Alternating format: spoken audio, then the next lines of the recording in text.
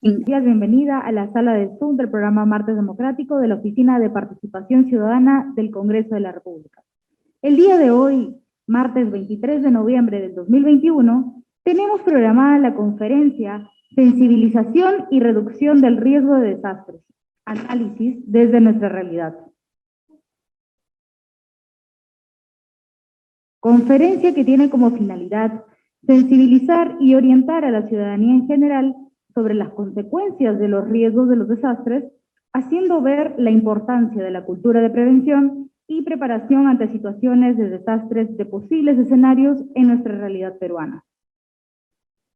A continuación, el día de hoy contamos con las palabras de presentación del doctor Jimmy Reinaga Alvarado.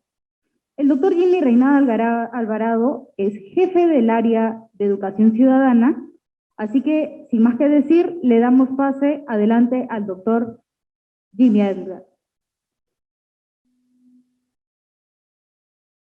Muy buenas noches, les vuelvo a reiterar mis saludos a todos los participantes de Martes Democrático que todos los martes nos vienen acompañando en esta edición de Martes Democrático semipresencial, en esta oportunidad para tratar el tema sensibilización y reducción de riesgos de desastres, análisis desde nuestra realidad. Para tal efecto, hemos invitado a connotados especialistas en la materia a fin de tratar este importante tema. Dicho sea de paso, a manera de comentario, antes de venir acá a la oficina, entre las 4 y 5 de la tarde, escuché dos noticias, dos desastres naturales. La explosión de una planta de proyectiles en Serbia, que produjo muchísimos muertos, y el inicio del fenómeno del Niño en Australia, que está inundando severamente varias ciudades de ese continente. Lo cierto es que el mundo no está exento de los riesgos y de los desastres. La realidad nuestra es que nos encontramos dentro del cinturón de fuego del Océano Pacífico, donde se concentra el 85% de la actividad sísmica, lo que indica, bueno, pues, que somos susceptibles de cualquier episodio o desastre de esta naturaleza. Sin embargo, los desastres no necesariamente tienen que ver con este tipo de eventos, sino también pueden referirse a las heladas, a los huaicos, las heladas que usualmente se dan en Arequipa, en Puno, Cusco, Moquegua, Tacna, los huaicos que ya les mencioné, que protagonizan pues serios problemas, retrasos en los transportistas, y más aún hemos visto escenarios en Chosica que han sido pues bastante impactantes, ¿no? Inundaciones, el fenómeno del Niño que con cierta regularidad nos aqueja, sequías que afectan a nuestros sembríos y a nuestra actividad agrícola, y bueno, los terremotos, ¿no? Los terremotos que tienen tristes episodios en nuestra historia, algunos de ellos en Ica, que bueno, pues de cuyos rezagos todavía no nos recuperamos del todo. Así pues, existen también otros tipos de riesgos como los maremotos, deslizamientos y aluviones, ¿no? Lo cierto es que en nuestro país básicamente los desastres más frecuentes son las heladas, o en este orden podría decir primero los huaicos, luego las heladas y luego las inundaciones. Entonces la realidad nos demuestra que no estamos exentos y permanentemente y con cierta regularidad se presentan. La naturaleza es así. Entonces, en ese marco podemos decir pues, que el riesgo es la probabilidad de que ocurra un desastre. Esta probabilidad surge al juntar dos ingredientes o componentes, la amenaza y la vulnerabilidad. La idea es que estas amenazas no se transformen en un desastre. ¿Esto qué significa? Estar prevenidos. Y creo que esta actividad se orienta básicamente en sensibilizar en este tema. Es decir, la idea es prepararnos para que no nos coja desprevenidos o en todo caso tomar las previsiones para reducir el impacto que pueda tener en la población. Se acercan las Navidades, se acercan las temporadas de lluvias el RIMAC nos ha hecho muchísimas pasadas, al igual que el Guaycoloro, y bueno, la actividad sísmica está permanente, sin contar otro tipo de desastres, que no solamente son provocados por la naturaleza, sino también por, si se quiere, eventos que sobrepasan los cálculos de la actividad humana, como por ejemplo el desastre que tuvimos en Utopía o en una discoteca en Coma, que tuvimos lamentables muertes que todavía forman parte de nuestra historia de desastres, ¿no?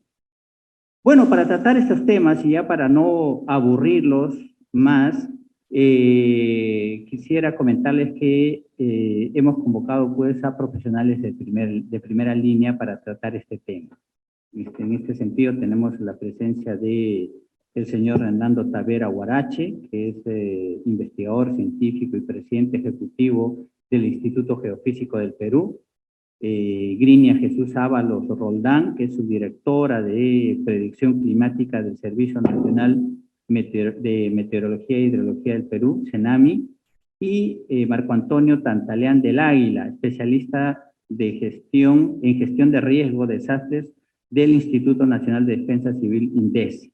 Y también Alfredo Zambrano González, subdirector de gestión de la información del Centro Nacional de Estimulación, Prevención y Reducción del Riesgo de Desastres, CENEPRED, a quienes, a nombre de la primera vicepresidenta, la doctora Lady Camones Soriano, y del jefe de la Oficina de Participación Ciudadana, el doctor Jorge González Soré, les damos la bienvenida y les agradecemos por su disposición para dedicarnos un tiempo de sus conocimientos y de su expertise para compartir con los ciudadanos que nos acompañan en esta plataforma de Zoom y también en Facebook Live. Bienvenidos y damos inicio a este evento. Adelante, Diana, por favor. Muchísimas gracias, doctor Jimmy Reinaga. Bueno, sin más preámbulos, damos inicio a esta conferencia. Como expositor invitado tenemos la presencia del investigador científico y presidente ejecutivo del Instituto Geofísico del Perú, Hernando Tavera, quien es ingeniero geofísico por la Universidad Nacional de San Agustín de Arequipa, magíster en geofísica interna por la Universidad París 7 de Francia. También es doctor en Ciencias Físicas por la Universidad Complutense de Madrid, presidente ejecutivo del Instituto Geofísico del Perú, desde mayo del 2017.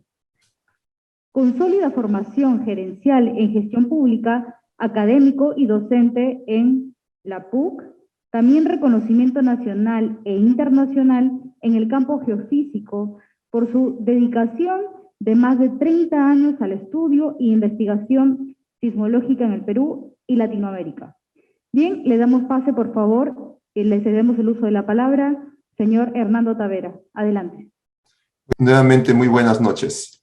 Realmente hablar de sensibilización y reducción del riesgo de desastres involucra muchísimo a la participación de la población, de la humanidad. Entonces, les comentaba que hablar de sensibilización y reducción del riesgo de desastres involucra muchísimo a la humanidad en sí. Y esto tenemos que verlo de un enfoque un poco más realista hacia lo que la naturaleza nos puede brindar dentro de su propio proceso evolutivo.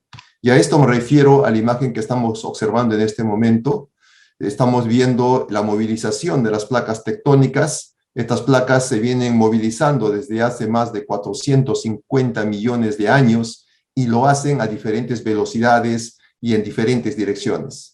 Y en este movimiento continuo de las placas tectónicas se producen los sismos, se producen las erupciones volcánicas. Entonces, mientras las placas tectónicas se estén movilizando, vamos a seguir percibiendo sismos en el país, vamos a seguir siendo parte de las erupciones volcánicas. Debemos tener muy en cuenta que el día que no ocurran sismos, el día que no ocurran erupciones volcánicas, simplemente tenemos que pensar que el planeta Tierra ha dejado de movilizarse, las placas tectónicas han dejado de movilizarse y probablemente estemos entrando a una etapa de extinción de nuestro planeta Tierra. Entonces, cuanto más sismos ocurran, para nosotros es el primer indicativo de que estamos viviendo en un planeta completamente con vida. Dicho esto, nuestro país es un país altamente sísmico. En la figura del lado izquierdo les estoy mostrando a ustedes la actividad sísmica que ha ocurrido en los últimos 500 años, ¿no? Una historia bastante importante. Hemos tenido más de cerca de 40 eventos sísmicos de gran magnitud que han afectado toda la zona costera. Es decir, somos un país sísmico por excelencia. En la figura del lado derecho, lo que estamos viendo es un mapa de la sismicidad que ocurre en este momento, lo que nosotros llamamos la sismicidad instrumental. Vemos puntos de color rojo, color verde y color azul. Los de color rojo son los que ocurren muy cerca de la superficie, por lo tanto, nos afectan directamente a nosotros. Y si nos damos cuenta, la mayor cantidad de sismos se encuentran frente a la zona costera de nuestro territorio, desde Tumbes hasta Tacna. Esto significa que esta zona costera es la de mayor actividad sísmica, la de mayor deformación. En el interior del continente también tenemos concentración de actividad sísmica superficial, que es así como se le conoce, y está asociada a la ocurrencia o a la reactivación de fallas geológicas, fallas tectónicas en el interior del país. En otras palabras, no existe una sola área urbana en nuestro territorio que históricamente no haya sido afectada por un sismo en algún momento. Somos un país dinámicamente muy activo. Dicho esto, lo más importante para nosotros es tratar de entender qué representa un sismo magnitud 6, magnitud 7, magnitud 8 y magnitud 9. Hemos dicho que los sismos en nuestro país se producen básicamente por el contacto de las placas tectónicas, por el choque de las placas tectónicas. Es decir, que entre ambas placas tectónicas, la de Nazca y la sudamericana, hay una superficie de contacto, una superficie donde las placas están pegadas, están adheridas. Y cuando estas placas se movilizan, van generando la diferente actividad sísmica en nuestro territorio. En la figura les he mostrado con áreas de color gris, aquellas zonas donde se está acumulando esfuerzos, donde se acumula esfuerzos y a la vez se produce la liberación de esa energía acumulada en forma de sismos. Si nos damos cuenta, hay un área de color celeste muy pequeña que nos dice que esa área tendría que romperse para generar o liberar la energía equivalente a un sismo magnitud 6. Hay un área de color verde que nos indica que ese sería el tamaño del área que tendría que liberar energía para producir un sismo magnitud 7. Pero en el Perú, el último sismo que ha ocurrido es el de Pisco 2007, y si nos damos cuenta aquí el área ya se ha incrementado un poco más, y eso ha generado un sismo de magnitud 8. El Instituto Geofísico del Perú ha mencionado en sus investigaciones que es muy probable que frente a la costa peruana ocurra en algún momento un sismo de magnitud 8.8 a 9.0. ¿Cuál sería el área que participaría en esta ruptura o en este proceso de liberación de energía? Aquí lo tenemos. Prácticamente estamos hablando de un área de 400 a 450 kilómetros de longitud paralelo a la zona de costa. Este sismo realmente permitiría que la zona costera se sacuda durante un tiempo bastante grande, afectando con grandes niveles de aceleración, obviamente, los suelos sobre el cual se levantan todas nuestras áreas urbanas. Eso lo vamos a ver con un poco más de detalle a continuación. Hemos dicho que la actividad sísmica en nuestro país se produce por la colisión, por la convergencia de la placa de Nazca, de la placa oceánica que se moviliza hacia el lado derecho, y hacia el lado izquierdo la placa continental se moviliza y hay una superficie sobre la cual estas dos placas están en continuo contacto. Si estas placas se movilizaran sin tener ningún tipo de resistencia a ese desplazamiento, solamente tendríamos sismos de magnitud 4, magnitud 3, magnitud 5 como los más grandes, porque simplemente nos dice que el desplazamiento de placas es continuo y es constante. Pero en realidad eso no es lo que ocurre. Lo que pasa frente a nuestra zona costera es que en la superficie de contacto de estas dos placas, la continental y la sudamericana y la de Nazca, en esta superficie se va acumulando deformación, se va acumulando esfuerzos, se va acumulando energía, y nuestro continente va a comenzar a deformarse a tal punto que va a llegar un momento que va a vencer la resistencia de esta zona de acoplamiento, de esta zona donde las placas están adheridas, va a producir un salto instantáneo y va a generar el sismo de una determinada magnitud. Si prestamos atención, cuando las placas están acumulando esfuerzos, acumulando deformación, la zona costera se está levantando, es decir, la zona costera se está deformando, es decir, el continente está retrocediendo. Entonces, para nosotros es fácil poder monitorear en qué zonas a lo largo de la zona costera, en qué zonas el continente está retrocediendo y en qué zonas el continente está avanzando. Donde retrocede, se entiende que se está acumulando esfuerzos, se está acumulando energía y tiene que liberarse en algún momento con un sismo de gran magnitud. Entonces, lo que nosotros hemos hecho es monitorear toda esta deformación de la zona continental con estaciones o con instrumentación que se llaman los GPS. Si los GPS me dicen, estoy avanzando hacia el mar, significa que no hay acumulación de esfuerzos, significa que en algún momento va a haber un sismo, pero de magnitud pequeña, 4 o 5, como he mencionado. Pero si el GPS me dice, estoy retrocediendo hacia el continente, significa que se está acumulando importante deformación que puede dar origen a un sismo de gran magnitud. Entonces, los resultados de nuestras investigaciones, lo voy a mostrar en la siguiente figura. Estas flechas de color negro representan los datos de GPS que me indican claramente que la zona costera está retrocediendo. La zona costera se está replegando. ¿Y por qué lo hace? Porque hay una zona en la superficie de contacto de placas que está evitando ese desplazamiento y está acumulando esfuerzos, está acumulando deformación y en algún momento tiene que liberarse con la ocurrencia de un sismo de gran magnitud. Entonces, ¿dónde están según estos resultados, dónde están estas áreas de acumulación de esfuerzos? Lo tenemos aquí. Frente a la zona central del Perú, donde se encuentra Lima, hay una zona importante que está acumulando esfuerzos desde hace más de 275 años y probablemente dé origen a un sismo que tenga una magnitud del orden de 8.8. Frente a la zona sur de lo que viene a ser Nazca y al norte de Chala por Arequipa, hay otra zona que probablemente corresponda al sismo de 1913 y podría generar un sismo de magnitud cercano a 8. En la zona sur del Perú, frente a Moquegua y Tacna, hay otra zona importante que también podría generar un sismo de magnitud 8. Y en la zona norte de Chile tenemos un área mucho mayor, un área de mayor dimensión, lo cual podría generar pues un sismo con magnitudes cercanos a 9.5, es decir, sería un sismo bastante importante que estaría afectando toda la región sur del Perú, norte de Chile, Bolivia, la parte norte de Argentina. Este estudio, como ustedes lo pueden ver, se ha hecho desde Lima hasta Antofagasta en el caso de Chile, pero para todo el Perú hemos ampliado el estudio. Aquí tenemos estos vectores, estas flechas que nos dicen que el continente realmente está replegándose, está retrocediendo de manera muy importante en la región central del Perú en comparación con la región norte o en comparación con la región sur de nuestro país. Entonces, en este escenario, ¿dónde están las zonas donde se está acumulando deformación? Lo vemos aquí en la figura. En la región central del Perú, vuelvo a repetir, hay un área muy importante que está acumulando deformación desde hace más de 275 años. Y aquí probablemente se repita el sismo de 1746. Probablemente tengamos un sismo con magnitud mayor a 8.8, es decir, un sismo bastante importante para nuestro país. Nuevamente tenemos aquí entre Nazca y Chala un sismo probablemente de magnitud 8 y frente a Moquegua y Tacna también probablemente un sismo de magnitud 8. Si este sismo de la región central del Perú se llegara a repetir, tendríamos prácticamente que el sacudimiento del suelo va a ser percibido en todo el territorio peruano. Y las regiones con mayor sacudimiento serían las de Ancash, Lima e Ica. Pero esto es a nivel nacional. Si nosotros nos preguntamos qué pasaría con Lima metropolitana, con la provincia constitucional del Callao, si este sismo realmente llegara a ocurrir, qué tan fuerte se estaría sacudiendo los suelos. Entonces nosotros lo que hemos hecho es, hemos procreado o hemos generado este evento sísmico con la magnitud de 8.8, 9.0, para tratar de averiguar qué tan fuerte se sacudiría el suelo en Lima y el Callao. Y este es el mapa de sacudimiento del suelo. Nuestros resultados nos dicen que en Lima y el Callao se estaría sacudiendo, los suelos se estarían sacudiendo con aceleraciones por encima de 500 centímetros por segundo al cuadrado. 500, 600, 700, 800, 900.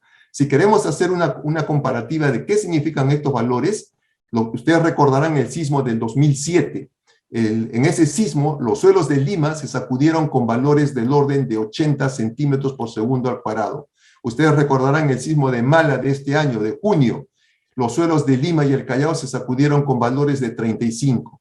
Si este sismo que les he mencionado, que está aquí en la zona central, acumulando de esfuerzos de formación desde el año 1746, se llegara a repetir, estaría generando aceleraciones del suelo, repito, de 500, 600, 700, 800 hasta 900. Entonces, es muy importante tener en cuenta estos niveles de sacudimiento. ¿Y por cuánto tiempo se estarían sacudiendo los suelos? Nuestros cálculos nos dicen que lo va a hacer por un tiempo mayor a los 5 minutos. Entonces, tenemos que preguntarnos, si nuestras escuelas, nuestros hospitales, nuestras viviendas soportarán más de 5 minutos sacudiéndose los suelos a estos niveles de aceleración tan grandes como lo que ha pasado en el sismo de Chile 2010 o en el sismo de Japón del 2011. Dicho esto, la gran pregunta que tenemos que hacernos es, ¿dónde está la población más afectada? Si la naturaleza por su propio proceso genera los sismos, genera las lluvias, genera los tsunamis, genera las inundaciones, es parte de su proceso evolutivo. Ahí el hombre no interviene para nada. Podríamos decir que todos estos procesos la Tierra los realiza sin intervención del hombre. Entonces, ¿por qué hablamos de que hay un tema de exposición por la parte de la población? ¿Qué es lo que está ocurriendo en cierto modo? Lo primero que tengo que indicarles es que los desastres no son naturales. Es lo primero que tenemos que aprender. Segundo, los peligros tampoco son naturales. Los peligros, las lluvias, los tsunamis, las inundaciones, lo que les he mencionado, es parte del proceso evolutivo del planeta Tierra. ¿Dónde se producen los desastres? Los desastres es una responsabilidad completa de todas las sociedades, de toda la humanidad. La humanidad construye o construye su propio desastre. ¿Y por qué menciono esto? El desastre en una ciudad no lo produce el terremoto. Las personas son afectadas por el colapso total y parcial de sus viviendas. Cuando ocurre un evento sísmico, las personas solamente son afectadas por el colapso total o parcial de sus viviendas, no por el sismo. El sismo solamente sacude el suelo. ¿Y por qué las viviendas colapsan? Porque han sido construidas con un material que no es adecuado o han sido construidas o las viviendas son muy antiguas. ¿Por qué otro motivo colapsan? Porque han sido construidas sobre suelos que no son compactos. Si ustedes se dan cuenta en la imagen, la vivienda del lado izquierdo se está hundiendo en comparación con la vivienda del lado derecho, ¿no? ¿Y por qué más las viviendas colapsan? Porque son construidas en zonas que no son adecuadas, como vemos aquí en la imagen que les estoy mostrando.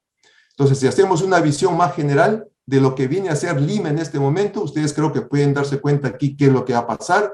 Esta es la situación de toda la infraestructura que tenemos en Lima.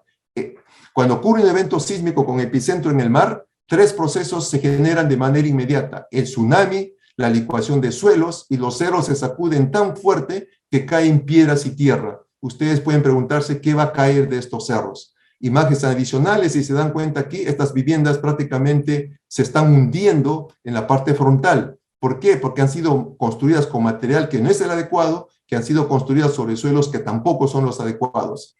Y esta vivienda que está en la avenida Bancay, en Lima, si ustedes se dan cuenta, pues tiene una forma de televisor pantalla plasma, ¿no? Curvo todavía, ¿no? Y obviamente la pregunta que uno se hace es aquí: ¿el sismo tiene la culpa de que se haya construido este tipo de vivienda?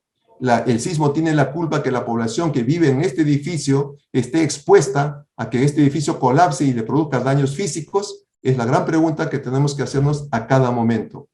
Y si hablamos un poco más de la costanera, obviamente una cosa es el sismo que podría generar deslizamientos, el tsunami que podría prácticamente pues, acelerar los deslizamientos en esta zona. Nuevamente hay que preguntarse quién es el que genera el desastre, quién es el que se expone y le da el nombre de peligro a estos procesos naturales que genera el planeta Tierra. Les invito a que vean estas imágenes, viviendas que han colapsado por los sismos, ¿no? En la parte izquierda, en la parte central vemos viviendas de adobe, en la parte superior derecha también vemos viviendas de adobe, en la parte inferior vemos viviendas que han sido construidas en suelo que no son los adecuados, más viviendas en el lado izquierdo que han colapsado. Fíjense la forma de las viviendas, los suelos que no son los correctos también se han desplazado en lo que conocemos como licuación de suelos, en las figuras del lado derecho también. Aquí vemos viviendas que se han hundido, ¿no? Porque el agua ha surgido del suelo, se han hundido las viviendas de diferente manera, ¿no? En la parte inferior vemos que realmente el agua atrapada en el subsuelo sale a superficie. Pero si ustedes se dan cuenta, pareciera que todos fueran de un solo evento sísmico, pero nos damos cuenta que corresponden al evento de Sullana, responde al evento de Arequipa en 2001, corresponden al sismo de Pisco 2007 y corresponden al sismo de Haití del 2021. Cada vez que ocurre un evento sísmico en el Perú y en el mundo, siempre contamos las mismas historias. Lo único que cambia son los lugares donde se produce y los actores. Las historias que se cuentan siempre son las mismas. Entonces el Perú tiene que buscar la manera de cómo alertar a estas personas para que se pongan a salvo antes que las ondas sísmicas sacudan los suelos y hagan que sus viviendas colapsen. Y eso en el Perú se está generando el proyecto, se está ejecutando el proyecto Sistema de Alerta Sísmica Temprana. ¿Y qué es lo que representa este proyecto? Estamos colocando más de 106 sensores a lo largo de la zona costera de nuestro país para alertarle a la población con segundos de anticipación que salga de sus viviendas antes que las ondas sísmicas sacudan su casa y probablemente esta colapse. Y esto funciona de la siguiente manera. En estas áreas de color amarillo tenemos la zona donde ocurre el sismo. Estos triángulos verdes son los sensores, ¿no? Y aquí tenemos el centro de control y tenemos las bocinas. Cuando ocurre un evento sísmico, el primer sensor que registra el evento inmediatamente va a discriminar si es un sismo pequeño o un sismo grande. Si es un sismo grande, envía la alerta y a partir de esa alerta se encienden sirenas que van a estar distribuidas en todas las áreas urbanas que le va a decir a la población, sal de tu vivienda inmediatamente porque tienes pocos segundos antes que tu vivienda se sacuda por la llegada de las ondas sísmicas. Este es un ejemplo del equipo que estamos instalando, el instrumental que estamos instalando. Ha sido importante firmar convenios con INDECI, con los gobiernos regionales, con los gobiernos locales para sacar adelante este proyecto. Es un proyecto financiado por el Perú, hecho por peruanos para proteger a los peruanos. Y en este momento ya estamos concluyendo el proyecto. Lo único problema que tenemos para firmar los convenios es con la región Piura. Esperamos que en los próximos días logremos firmar esos convenios para que el proyecto se concluya. Hemos instalado, obviamente, los primeros sensores en la isla Hormigas, en la isla San Lorenzo y en el cerro del Morro Solar para hacer todas las pruebas que necesitamos para saber a partir de qué magnitud vamos a dar la alerta, a qué área vamos a dar la alerta. Y este proyecto esperamos que realmente cumpla los objetivos que todos nos hemos trazado, proteger la vida de los peruanos. Son 18 millones de personas que van a estar protegidas con este proyecto. Si este proyecto funciona de manera adecuada y damos alerta con 3 segundos de anticipación, vamos a reducir en 14% el número de víctimas. Si damos con 10 segundos de anticipación, hasta un 40% el número de víctimas. Realmente esperamos, repito, que este proyecto nos brinde la posibilidad de proteger la vida de todos los peruanos. Y mientras hacemos esto, en el Instituto Geofísico del Perú, seguimos haciendo ciencia para protegernos, ciencia para avanzar. Muchísimas gracias. Bien, muchísimas gracias, señor Hernando Tavera. Bien, ahora le damos pase a continuación. El día de hoy también contamos con la participación de Alfredo Zambrano González, quien es subdirector de Gestión de la Información, Prevención y Reducción de Riesgos de Desastres, CENEPRED. Él es ingeniero geógrafo con más de 12 años de experiencia en el uso de tecnologías de información geoespacial aplicados a la gestión del territorio, docente del curso de formación de evaluación de riesgo de desastres originados por fenómenos naturales de las universidades de San Agustín de Arequipa, Universidad de Huancavelica y Universidad de Sedes Sapiens, sede Cusco. Evaluador de riesgo acreditado por CENEPRED, estudios y pasantías relacionadas a la gestión del riesgo en Corea del Sur y Hawái, Estados Unidos. Piloto acreditado por la Dirección General de Aeronáutica Civil del Ministerio de Transportes y Comunicaciones para el uso y operación de sistemas de aeronaves piloteadas a distancia. Ex secretario del Comité Técnico de Normalización de Información Geográfica Geomática. Bien, le damos el uso de la palabra, por favor, señor Alfredo Zambrano, bienvenido. Claro, muchas gracias. Sí se me escucha, ¿verdad? Bien, se lo escucha bien. Ok, muchas gracias por la invitación. Felicitaciones a la iniciativa sobre la sensibilización y reducción del riesgo de desastre, análisis de nuestra realidad, ¿no? Y eso es lo que vamos a ver ahora y les voy a presentar la labor que viene realizando el Centro Nacional de Estimación, Prevención y Reducción del Riesgo de Desastres, que es el CENEPRED, ¿sí? En esta lámina podemos resumir la situación actual de nuestro Sistema Nacional de Gestión de Riesgo de Desastre. Muchos se preguntarán y dirán, ¿no? ¿Qué cosa hace CENEPRED? ¿Qué cosa hace INDECI? Todavía no comprendemos la diferencia en la labor que hace una y otra entidad, ¿no? Entonces, es muy importante conocer estas funciones que tenemos que la ley nos ha dado. Y es muy importante resaltar acá el enfoque prospectivo que se le está dando al CENEPRED, es decir, evitar y prevenir los riesgos. Y también un enfoque correctivo, porque definitivamente, como bien lo señaló el doctor Tavera, ya está asentado el riesgo en nuestra capital, ¿no? En cualquier lugar donde vayamos del territorio peruano, ya se ha generado una situación de riesgo. Había señalado, ¿sí? La labor que viene realizando CENEPRED, y es muy importante tener en consideración el enfoque que le damos a la gestión del riesgo con esta nueva ley, ¿no? Estamos trabajando con un enfoque prospectivo y correctivo. ¿Qué significa esto? Antes de la implementación de la ley del SINAGER, la 29664, estaba la ley del SINADESI, todos conocen Defensa Civil, ¿no? Es el Sistema Nacional de Defensa Civil, era. Y tenían el enfoque reactivo. ¿Qué quiere decir? Actuábamos ante un desastre, ¿no? Entonces, ¿cuál es el objetivo de esta ley?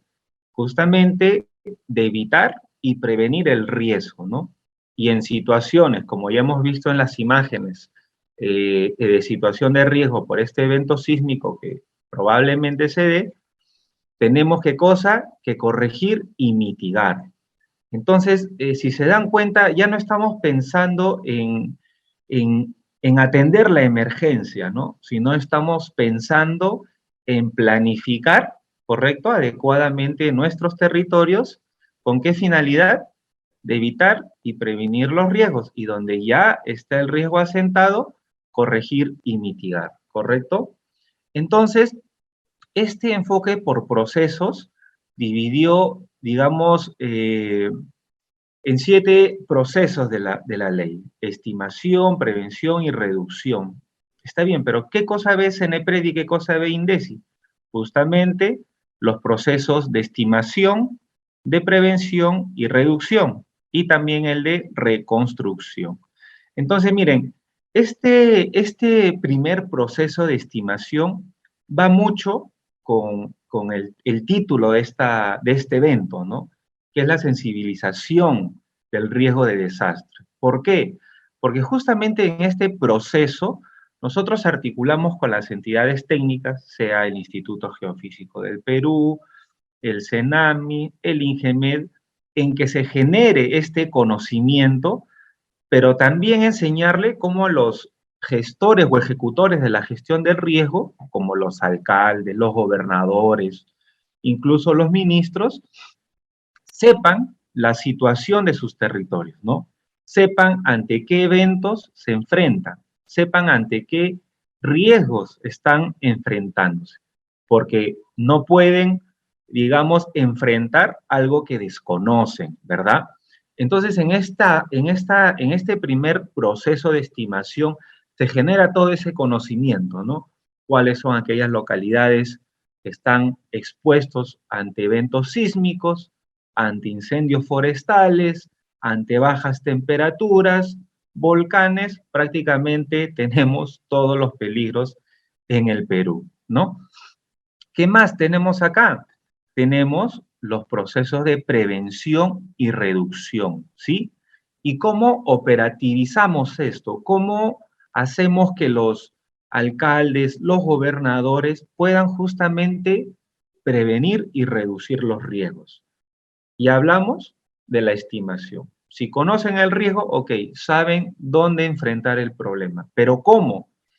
Entonces, el CENEPRED, ¿qué viene haciendo? Conjuntamente con los ejecutores de la gestión del riesgo, alcaldes, gobernadores, se brinda una asistencia técnica para obtener, ¿qué cosa? El plan de prevención y reducción del riesgo. Más adelante voy a mostrarle cuál es esa situación a nivel país de aquellas localidades que cuentan con estos planes de prevención. Estos planes de prevención es justamente el instrumento que les va a permitir programar todas las intervenciones, ¿verdad? Proyectos de inversión, programas, actividades para prevenir y reducir los riesgos. Pueden ser obras físicas, ¿correcto? Medidas estructurales, lo conocen, o también pueden ser medidas no estructurales, ¿no? Como por ejemplo la sensibilización a la población, a nuestras autoridades, ¿no? Entonces, es muy importante estos procesos que sean implementados en los 3 niveles de gobierno, ¿no? Vamos hablando alcaldes, gobernadores, ministros, ¿verdad?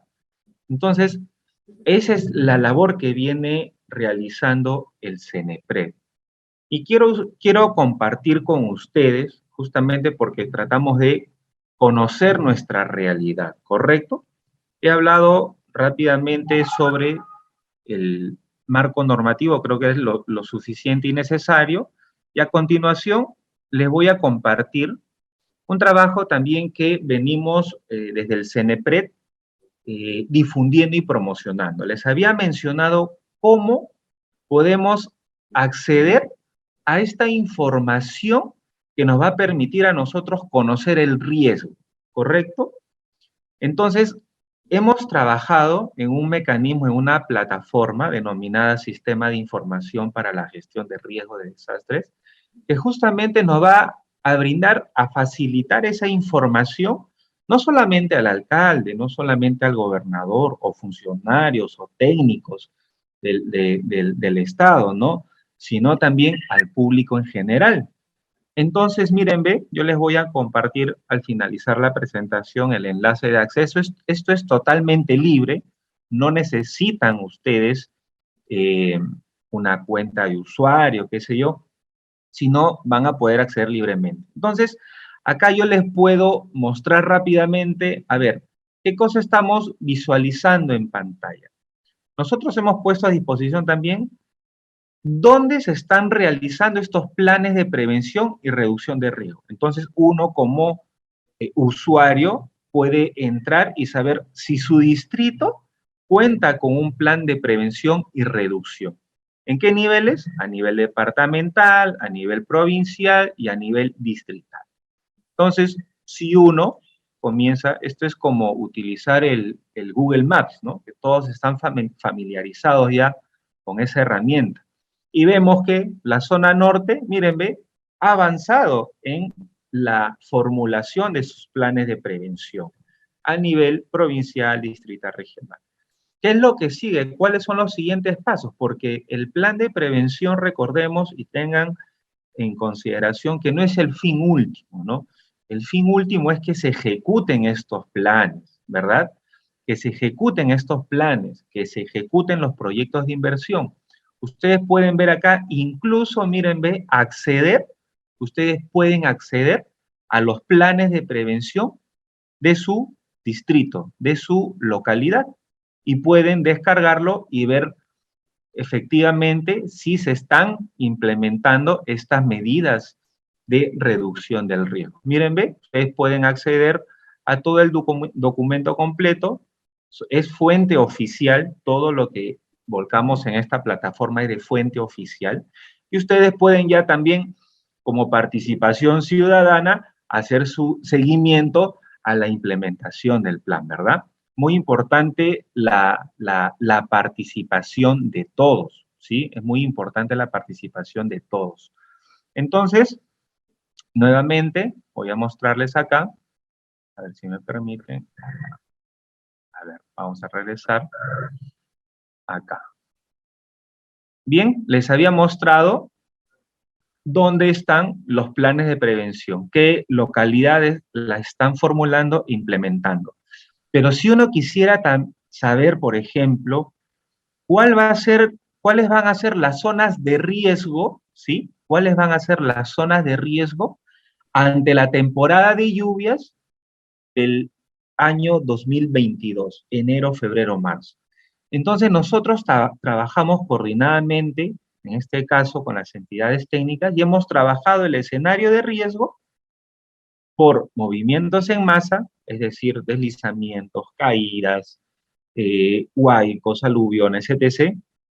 Y este es el mapa donde nos dicen cuáles son aquellas localidades que están en esta situación de riesgo, que puede ser muy alto, medio o bajo, ¿no? Entonces ya los tomadores de decisiones pueden implementar acciones, ejecutar acciones, ¿no? Inmediatamente. Miren, esto venimos actualizándolo desde el mes de octubre aproximadamente, con la debida anticipación, ¿no?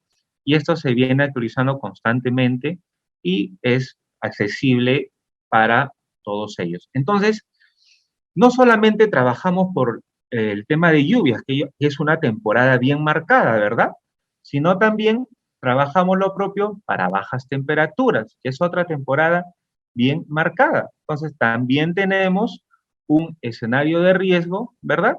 Por heladas y friaje, donde de igual forma ustedes van a poder acceder cuáles son estas zonas geográficas que tienen un nivel de riesgo muy alto ante las heladas y friajes, ¿verdad? Friajes vamos a encontrar en la zona de selva y las heladas en toda la zona de la sierra. Y van a poder ver acá, a nivel de distrito, cuáles son esas localidades, ¿no? Como le decía, acercamos la información no solamente al tomador de decisión, sino también al ciudadano en general. Y ustedes de igual forma pueden acceder al documento técnico, ¿no?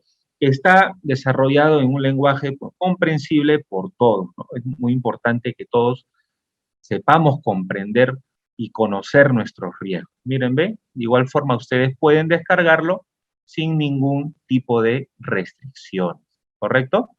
Entonces, este es el trabajo que viene realizándose en EPRED. Ahora, no solamente es información, mire, hemos visto planes de prevención, hemos visto algunas evaluaciones de riesgo, escenarios de riesgo, pero si ustedes quieren ser también, a ver, digamos, ¿cómo va, digamos, la ejecución a nivel presupuestal, ¿no? ¿Cómo están, digamos, las regiones o las provincias o los distritos ejecutando su presupuesto en temas de prevención, por ejemplo? Acá podemos ver en este mapa a nivel regional del año 2021, porque tenemos desde el año 2014, y podemos también hacer un seguimiento a ello, ¿no? Acá, según esta escala gráfica, vamos a poder ver, ¿no? Aquellas regiones, en este caso, que tienen, la mayoría tiene una suficiente, digamos, ejecución presupuestal para temas de prevención. Pero si uno quiere ser más acucioso, dirá, pero miren, ve, Loreto tiene el 80%. Muy bien. Pero si queremos ver de repente en dinero cuánto es eso, miren, vamos a ver acá que hay un presupuesto total de 3 millones aproximadamente. Entonces la pregunta y reflexión viene acá, ¿no? Esos 3 millones suficientes son suficientes, perdón, para la implementación de medidas de prevención y reducción. Bueno, es un avance, pero tenemos que justamente darle el valor a este enfoque preventivo y de reducción. Ya no debemos estar pensando cuántas camillas voy a tener que llevar, cuántos tolos voy a tener que trasladar, cuántas carpas provisionales, qué sé yo, ¿no? Entonces, debemos un poco ya de ir pensando con este enfoque preventivo y prospectivo, ¿verdad? Entonces, esta plataforma puede justamente y contribuye de manera fehaciente, termino, en que los tomadores de decisiones puedan acceder a información oficial y el público en general también pueda hacer su rol de fiscalización también y conocer cuál es la situación de riesgo en su ámbito donde vive, ¿verdad? Bien, eso sería todo. Muchas gracias. Muchísimas gracias, señor Alfredo. Bien, por su excelente ponencia. Ahora continuamos con la exposición de Grinia Jesús Alvarado Roldán, quien es subdirectora de Predicción Climática del Servicio Nacional de Meteorología e Hidrología del Perú, SENAHAM.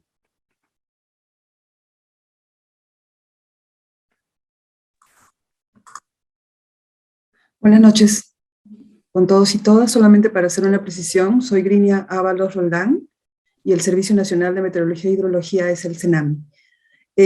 Voy a compartir pantalla. Sí, buenas noches nuevamente con todos y todas. Gracias por la invitación en este importante, digamos, espacio de diálogo, como ya lo han mencionado los anteriores expositores. Siempre conocer más sobre lo que es la gestión de riesgo de desastres en un país como el nuestro, tan sensible a las variaciones del clima, por ejemplo, y expuesto además a diferentes tipos de peligros, siempre va a ser importante tener bien presente todo este tipo de información, los conceptos, los enfoques, pero como lo ha resaltado nuestro último expositor, sobre todo, dónde está la información y cómo se puede acceder a esta. Entonces, a ver, vamos a ver si avanza. Solamente para ponernos en contexto de cuál es, digamos, la exposición o el estado del país relacionado a la vulnerabilidad y respecto a los shocks climáticos. Tenemos que tener presente lo siguiente, ¿no? El Perú es un país con una gran diversidad climática, si bien es cierto, también es un hándicap, como nosotros lo decimos, porque implica que estas condiciones de muchas características climáticas ayudan en cierto momento a una mejor y mayor adaptación. También a veces se convierten en limitaciones porque es necesario generar información cada vez más específica a estos determinados tipos de clima o zonas climáticas. También es importante conocer que nuestra economía, la economía del país, se basa en dos grandes sectores muy sensibles al clima, como son la agricultura y la pesca, ¿no? Y un grueso de la población se dedica básicamente o desarrolla sus actividades en estos dos ámbitos importantes de la economía, la agricultura y la pesca. También somos un país, si bien es cierto, con muchos ecosistemas importantes que amortiguan las variaciones fuertes del clima, pero además son ecosistemas altamente frágiles, como los bosques amazónicos, el mismo mar peruano, los ecosistemas andinos asociados a los glaciares, que son los reguladores del régimen hidrológico en periodos de estiaje, y también los humedales amazónicos. Además, si ponemos atención justamente con lo que en correlato con las anteriores exposiciones, más del tercio del país, o más de la mitad en realidad del país, está asentada en las grandes ciudades costeras. Lima está ubicada en el desierto, pero además prácticamente tiene la tercera parte de la población nacional, y eso lo convierte en una de las ciudades más vulnerables no solamente de la región, sino del mundo, no solamente porque está asentada en el desierto con una cada vez mayor demanda, por ejemplo, del recurso hídrico, sino también ubicada en la zona baja de uno de los valles más dinámicos o quebradas más dinámicas asociadas a la cuenca del río Rímac, que en temporada de lluvias rápidamente pueden activarse y generar impactos en la zona baja. Y todo ello sumamos que la información climática y capacidades operativas en desarrollo siempre van a ser insuficientes en un país, no solamente que por su posición en el trópico está expuesta a eventos climáticos extremos, súbitos, vertiginosos, sino que además estamos atravesados por un sistema de relieve tan complejo como la cordillera de los Andes, que genera características climáticas muy diferenciadas en una misma quebrada, en un valle, en un lado frente a otro, son condiciones bastante diferenciadas, y eso conlleva la necesidad siempre y permanente de tener una mejor y mayor vigilancia, porque son varios eventos extremos asociados a estas mismas condiciones topográficas, de relieve, tipos de suelo, exposición, etc. En esta lámina quería resaltar lo siguiente. En esta INDECI, en esta publicación del 2015, que ya debe estar más actualizada ciertamente, reporta cuáles son las emergencias por peligros climáticos a nivel nacional. Y en la figura inferior podemos ver que casi todo el país siempre reporta estas emergencias causadas por peligros climáticos, ya sea en el verano, temporada de altas precipitaciones, o en el invierno debido a sus asociaciones con el periodo de bajas temperaturas, ¿no? Heladas, friajes, nevadas. Y si ponemos un poquito más de atención a esta figura que está hacia la parte inferior, déjenme activar el puntero. Aquí, básicamente la mayoría de estas emergencias se reportan en la región andina y amazónica. Y en la región andina son los departamentos de Apurímac, Cusco, por ejemplo, Puno, una de las regiones donde más se reportan emergencias por peligros climáticos. Esta es una estadística entre el 2003 y el 2014. Esta lámina la voy a pasar muy rápidamente, pero sí es importante mencionar sobre cómo, digamos, y justamente debido a este espacio en el que estamos sobre la sensibilización en cuanto a la gestión de riesgos de desastres, conocer y reconocernos cuáles son los actores y qué roles jugamos en todo este proceso de gestión de riesgos de desastres en el marco del SINAGEP. Y hay tres, por lo menos, importantes definiciones relacionadas a la gestión del riesgo de desastre. El riesgo de desastre, digamos, como la probabilidad de pérdidas y daños ocasionados por la interacción de un peligro. Y resaltamos el tema de peligro porque justamente el CENAMI es una de las instituciones que monitorea y vigila las amenazas o peligros hidroclimáticos, ¿no? Las nevadas, las heladas, estos eventos climáticos extremos que finalmente generan afectación importante. Entonces, el CENAMI es la institución que vigila a nivel nacional todo lo relacionado a los eventos climáticos severos, extremos, que generan impactos a nivel, digamos, a nivel de la componente climática, hidrológica en el país. ¿Y cuál es esta vinculación para ir entendiendo mejor cómo es que toda esta información del IGP, del CENAMI, CEPRED, INDECE se concatena? Es en este ejemplo hacia el final de esta lámina. El peligro, por ejemplo, de las inundaciones por desborde de río debido a las excesivas precipitaciones, la vulnerabilidad de la ubicación de la población y viviendas e infraestructura en riberas de los ríos genera el riesgo sobre posibles pérdidas de vidas, viviendas y servicios básicos. Entonces, en este enfoque, en este concepto es que nosotros, las instituciones técnicas, generamos la información que nos corresponde hacer. Y el reto siempre va a ser la entrega oportuna, clara, de esta información. El CENAMI es una institución, es un organismo público, ejecutor adscrito al Ministerio del Ambiente. Es una institución que básicamente, en el marco de su gobernanza, tiene 13 direcciones desconcentradas. Estas direcciones están a cargo no solamente de las atenciones y entrega de información a los actores locales, sino también de organizar, vigilar y hacerse, digamos, responsables de del funcionamiento y mantenimiento del sistema observacional a nivel nacional en el ámbito de su respectiva región. Y nuestros principales servicios como servicio meteorológico son la vigilancia y el pronóstico meteorológico, el pronóstico, vigilancia y pronóstico hidrológico, climático, agrometeorológico, ambiental. También administrar la red nacional de las estaciones meteorológicas, hidrológicas y agrometeorológicas y los datos asociados, el desarrollo de estudios e investigaciones científicas, pero además con su contraparte de investigaciones aplicadas, y el desarrollo e implementación de técnicas y herramientas y metodologías.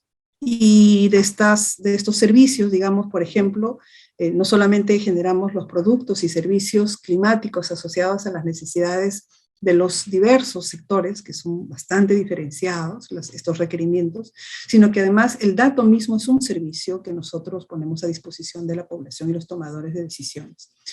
Y solamente para resaltar la importancia de la observación y la vigilancia climática, estos son el último, por ejemplo, los reportes del IPCC, donde este último ya ratifica con de manera más objetiva, ya en base a la información sistemática del clima, cuáles son esos grandes cambios que se ha observado en las últimas décadas, en qué parte del planeta se están dando esas tendencias mayores de las temperaturas. Toda esta información viene de un sistema de observación. Un sistema de observación terrestre en el que los servicios meteorológicos del mundo tienen un rol importante en cuanto a su operatividad y vigilancia y entrega de la información. Nuestra misión como servicio meteorológico es generar y proveer información y conocimiento meteorológico, hidrológico, agroclimático y ambiental para la sociedad peruana de manera oportuna y confiable. Y esta misión, digamos, está plasmada en nuestros objetivos estratégicos que tienen que ver con mejorar la vigilancia sistemática del tiempo, clima, mejorar el conocimiento y la vigilancia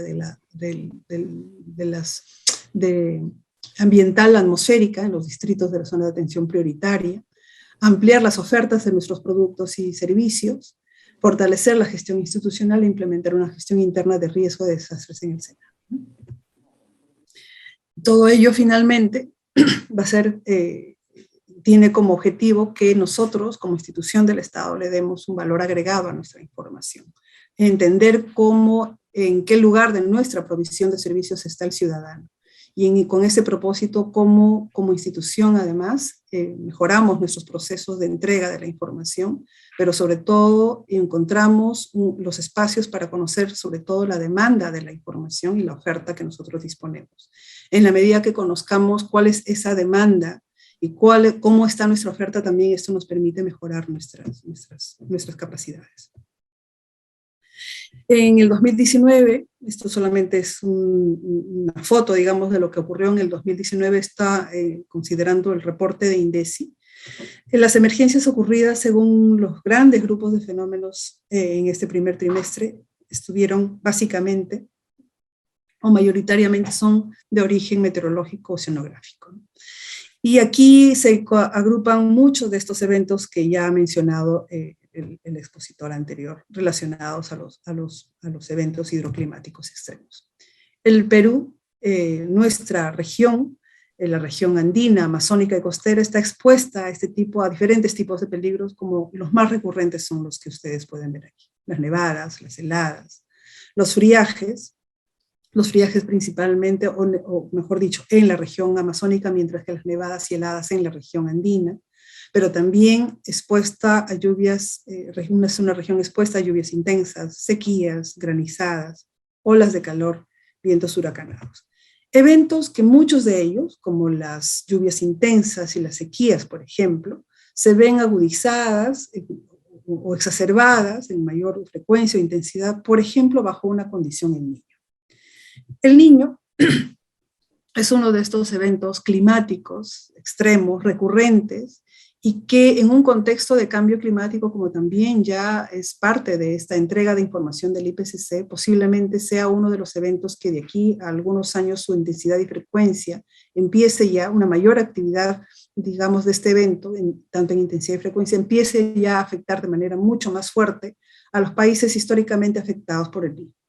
Si sabemos históricamente cómo el niño afecta al país, podemos prever cómo digamos, en 30, 40 años, en un contexto de un mundo mucho más cálido, con este evento exacerbado, cómo podría ser la afectación de nuestro país si es que no trabajamos de manera organizada y articulada en cuanto a la gestión del riesgo de desastres. Esto solamente es para mostrar lo que ocurrió en el Niño costero, cómo este incremento súbito de la temperatura superficial del mar frente a Perú generó toda una secuela de afectaciones tanto en Perú como en Ecuador.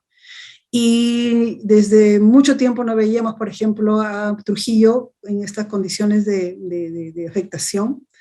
Y quería resaltar esta última foto. Ustedes aquí ven el Open Plaza, el centro comercial Open Plaza de Piura, totalmente afectado. 3 años o 4 años atrás del Niño costero, al CENAMI le pidieron un servicio de generar todo tipo de información hidrológica, meteorológica y climática en esta zona donde se iba a construir un mall. Nosotros hicimos una evaluación y además, considerando la afectación de los eventos El Niño pasados, definimos y entregamos como resultado que es una zona propensa a inundaciones, ¿no? Nuestra sorpresa fue que en esa misma zona se había construido este centro comercial, y ustedes pueden ver aquí el patio de comidas totalmente sumergido bajo esta condición del Niño costero. Y aquí hay una reflexión que tenemos que hacer, ¿no? Cómo nosotros también construimos nuestra propia vulnerabilidad. Ante la información disponible, ante las evidencias, cómo es que se puede dejar de lado esta información técnica, científica, y más bien construir estas infraestructuras altamente vulnerables a lluvias intensas en esta región. ¿Qué es lo que nosotros entonces hacemos o cómo se plasma esa entrega de información al usuario? Básicamente nuestros productos, digamos, cotidianos, rutinarios, son los avisos meteorológicos y los avisos hidrológicos, sobre todo en temporada de altas precipitaciones. Pero además, otro grupo de información está, digamos, concatenada con todo lo relacionado a la vigilancia y pronóstico del tiempo, clima, y también, digamos, la vigilancia agroclimática. ¿no? Las olas de calor tienen también un protocolo de entrega de información, los avisos, vuelvo aquí al tema de los avisos, hemos trabajado un protocolo de difusión con el mismo INDECI. Todas estas coloraciones que ustedes pueden ver aquí es parte ya de un protocolo que hemos codiseñado de manera conjunta, y además cada vez tratamos de responder a esa necesidad que van surgiendo, ¿no? Por ejemplo, si es que este tema de incendios forestales requiere de la información articulada de las instituciones del Estado, nosotros somos parte de ese grupo de instituciones que generan esta información en el marco de una plataforma importante con CERFOR, por ejemplo, CERNAM, me parece que también IGP y el MINAC, para generar información de cuáles son esas condiciones atmosféricas que estarían conduciendo a que si alguien prende el fósforo, pueda generarse importantes afectaciones. Esta es la información, son las herramientas finalmente, son nuestros datos, no solamente los datos de las estaciones observadas, de las estaciones terrestres, sino también de la información del satélite, de los modelos. Y todo eso además es insumo importante para ya integrar procesos de vigilancia integrada de otros en el campo de la agrometeorología, de la hidrología, con herramientas que nosotros mismos hemos generado y diseñado dentro del CENAMI, ¿no? Por ejemplo, este es un sistema que básicamente toma el dato de la estación, la regula y la calibra con el dato del satélite y generamos toda información a nivel nacional para detectar estas zonas, por ejemplo, que puedan ser propensas a deslizamientos, ¿no? Digamos, otro instrumento importante es la capacidad computacional que tenemos para generar estos mismos productos. Sin embargo, estos tiempos requieren información cada vez mucho más integrada y complementaria. Y en ese contexto es que nosotros hemos firmado un acuerdo, un convenio con Reconstrucción con Cambios, la Autoridad de Reconstrucción con Cambios, para la implementación de sistemas de alerta temprana, básicamente en la vertiente occidental, en las zonas históricamente afectadas por el Niño, para la implementación de todas estas nuevas tecnologías, incluyendo los radares meteorológicos, ¿no? La idea es justamente que un radar reduce esas brechas de observación y la idea es que podamos ir implementándolos progresivamente. Y además hay propuestas de trabajo conjunto con las autoridades locales para los sistemas de alerta temprana, por ejemplo en Puno y Arequipa. Nuestros servicios están disponibles en la plataforma web a través de nuestros repositorios, pero además, como muchas de las instituciones del Estado, nuestra infraestructura de datos para que el usuario, el tomador de decisiones, pueda descargar la información en los formatos adecuados, raster o shape. Y finalmente, un aspecto que sí quisiéramos resaltar antes de terminar esta presentación es que la pandemia ha desnudado varias de nuestras limitaciones estructurales, ¿no? Como país, como Estado mismo, en atención frente a los requerimientos del ciudadano, y uno de ellos es la conectividad.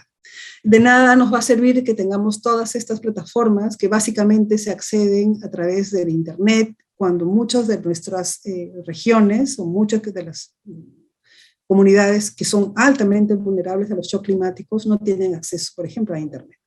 Entonces, la radio local o la telefonía celular se convierte también en un mecanismo de entrega de información, y eso mismo es lo que hemos estado promoviendo en los últimos 5 años aproximadamente, desde el 2015, estas alianzas con las comunidades y con las radios locales para emitir el pronóstico, los avisos meteorológicos y tener además el rebote de la población cuando recibe y recepciona esa información y cómo la usa, cómo la sirve.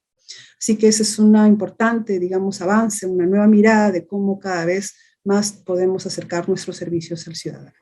Finalmente, todo esto se asienta en líneas de investigación, ¿no? Algo que nosotros quisiéramos resaltar es que, siendo un servicio que generamos productos y servicios a la vez operacionales, como se dice, todo esto se ancla en, digamos, una estructura de investigación en líneas importantes, como ustedes pueden ver aquí.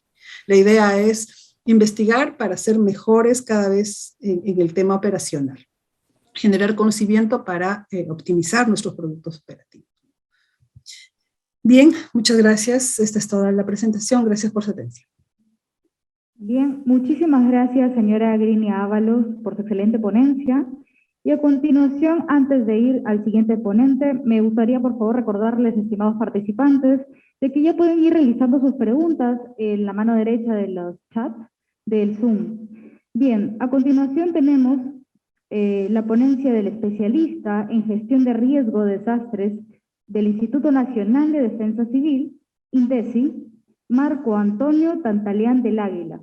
Le damos por favor la bienvenida, sin antes decir pues que él tiene estudios en la Universidad Nacional Mayor de San Marcos, Universidad Continental, estudios concluidos de maestría en gestión del riesgo de desastre, Universidad del Pacífico, estudios concluidos en maestría de administración, subdirector de políticas, planes y normas, dirección de políticas, planes y evaluación del Instituto Nacional de Defensa Civil, y consultor del Instituto Nacional de Defensa Civil durante 13 años. Dicho esto, le damos la bienvenida. Adelante, por favor.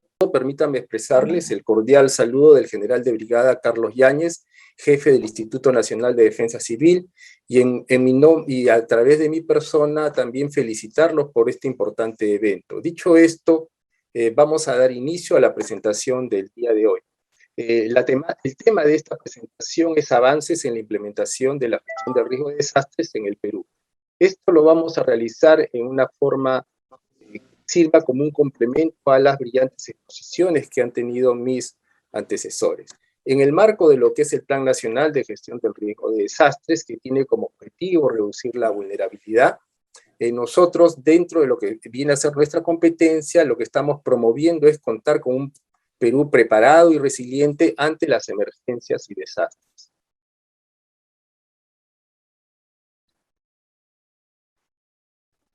La presentación va a estar dividida en tres partes. Vamos a hacer primero una introducción en la cual rápidamente vamos a ver cómo ha ido evolucionando el marco conceptual de la gestión de riesgo de desastres, pasando de lo que es, digamos, si se quiere, la evolución en cuanto a el nivel internacional para localizarlo y focalizarlo en el nivel nacional, para continuar con los avances en el desarrollo del marco normativo, y terminaremos haciendo algunas precisiones respecto a los avances en la implementación propiamente dicha de la gestión del riesgo de desastres.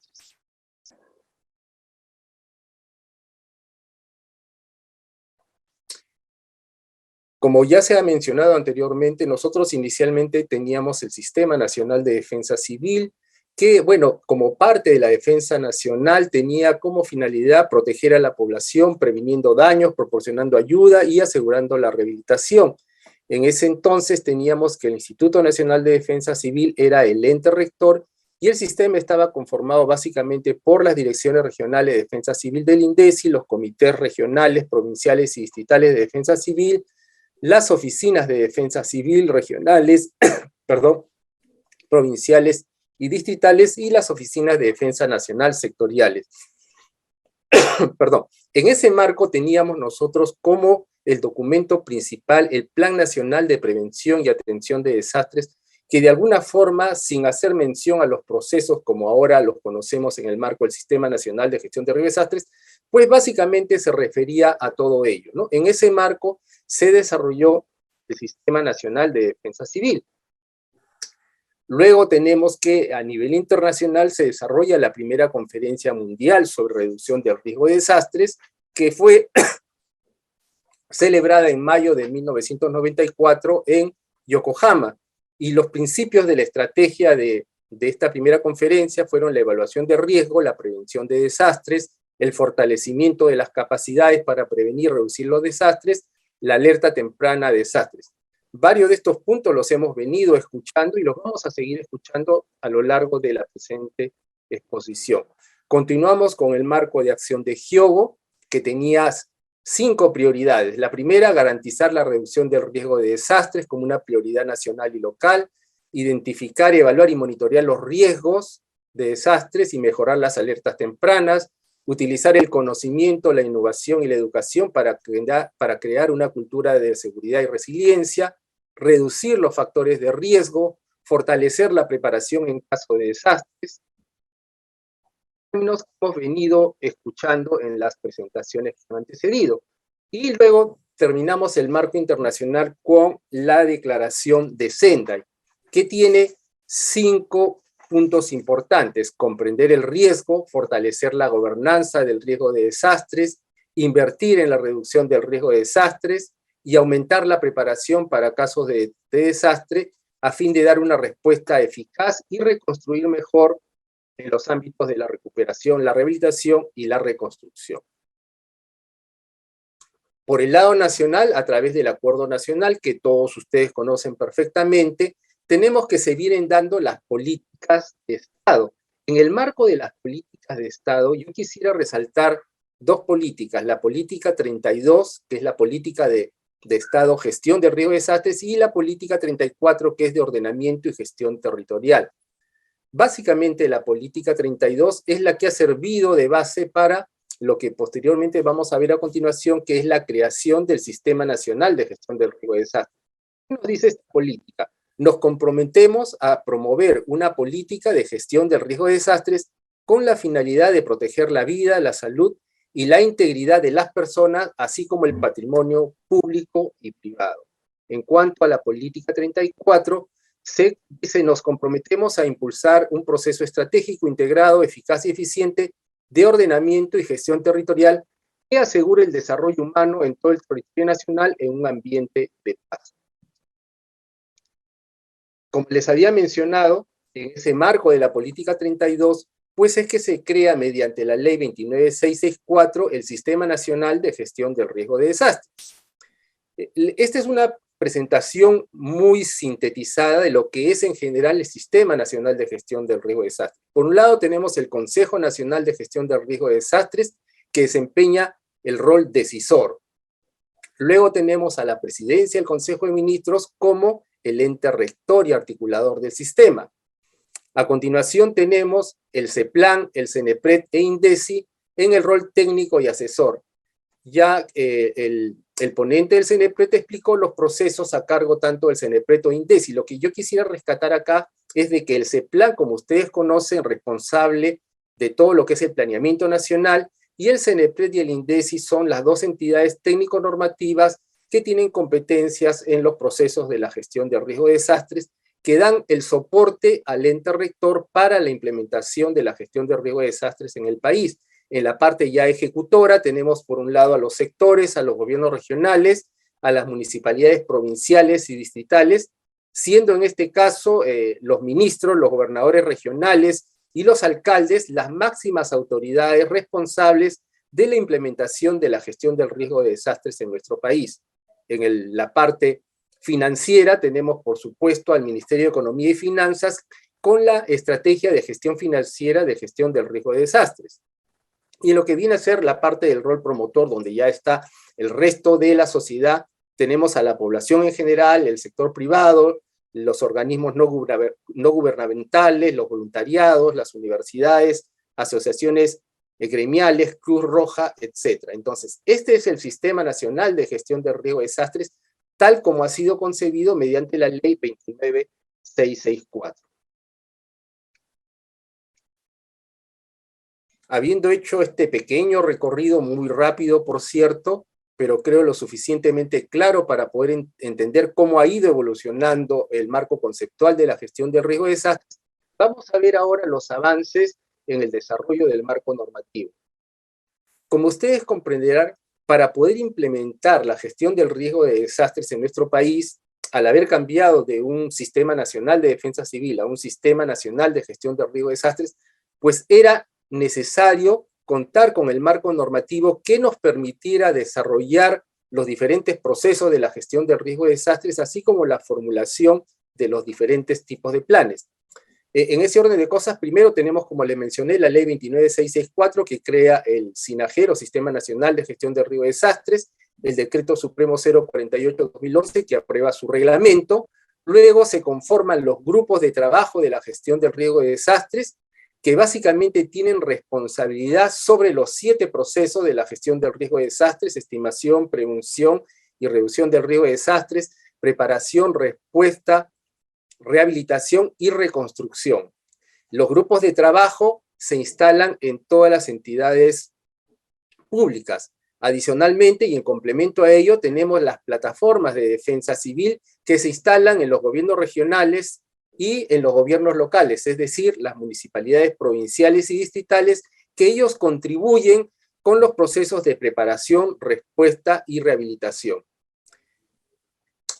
Luego tenemos el Plan Nacional de Gestión del Riesgo de Desastres, que viene a ser el instrumento a través del cual se viene logrando la implementación de la Política Nacional de Gestión del Riesgo de Desastres.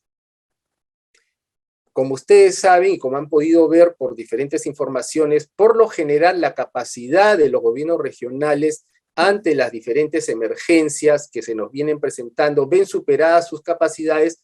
Por ello tenemos una norma que nos sirve para lo que viene a ser justamente las declaratorias de estado de emergencia que fue aprobada por el Decreto Supremo 074-2014 PCM. Si ustedes ven, cronológicamente hemos ido avanzando para poder dar ese marco normativo que permita a los sectores, a los gobiernos regionales y a los gobiernos locales poder ir implementando la gestión del riesgo de desastres. Luego tenemos que en el año 2015 se aprueban los lineamientos para la continuidad operativa. La continuidad operativa no es otra cosa que un instrumento que permite que las entidades públicas, ante una situación que por un tiempo prolongado no permita sus operaciones, por lo menos puedan desarrollar sus actividades principales, sus actividades misionales, sus actividades críticas. Estos lineamientos les dan las pautas para poder trabajar en beneficio de la población. Luego tenemos el servicio de alerta permanente, que permite que las entidades públicas puedan contar con personal que realice turnos para poder hacer, por ejemplo, el monitoreo de los peligros a través de los centros de operaciones de emergencia las 24 horas del día, los 365 días del año. En el ánimo de poder implementar los procesos relacionados a la gestión reactiva, es decir, preparación, respuesta y rehabilitación, se aprueban los lineamientos que complementan lo señalado tanto en la Ley 29664 como su reglamento y nos dan claridad sobre la implementación de los procesos de preparación, respuesta y rehabilitación. Luego tenemos que, con el propósito de justamente proteger a la población ante las heladas y friaje, se aprueba un plan multisectorial que está vigente hasta el presente año. Y recientemente se ha realizado la actualización de la Política Nacional de Gestión de Riesgo de Desastres, la cual tuvo vigencia justamente hasta el 31 de diciembre del año pasado.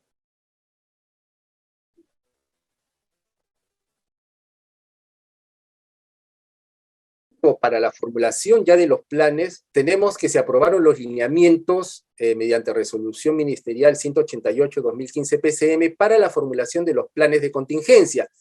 Como resultado de esta aprobación de los lineamientos, tenemos que se aprueba, se formula y por cierto se aprueba el plan de contingencia nacional ante lluvias intensas, el plan de contingencia nacional ante sismo de gran magnitud seguido de tsunami en la costa central.